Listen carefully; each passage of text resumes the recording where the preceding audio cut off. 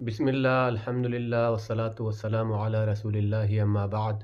قال النبي صلى الله عليه وآله وسلم تسحروا فإن في السحور بركة.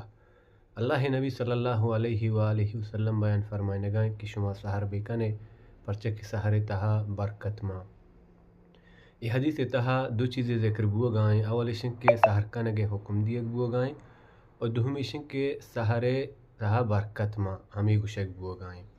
اول سرما بزانے کہ سحر جن چیئے سحور چیئے سحور شپ آخری و گڈی بہرے ورک کے ہستے مردم کی وا آئیے سحور گشک بھی اور سحور شپ گڈی و آخری بہرے وحد و ٹھیم بے نامے اور ادا کے حکم دیگ بوگائیں کہ شما سحر بکنے آیا اے واجبیں اگاں سنتیں یعنی اگاں یک مردم سحر مکان اگنہگار بھی اگنا جمہور علماء گوشن کے اگاں یک مردم سحر مکان اگنہگار نہیں بلے اگاں ازامنا سحر نکنگا اچھا تاوانی و نقصانی و ضرری رسی گڑا آئی حق کا واجبیں بائدیں آ سحور بکان.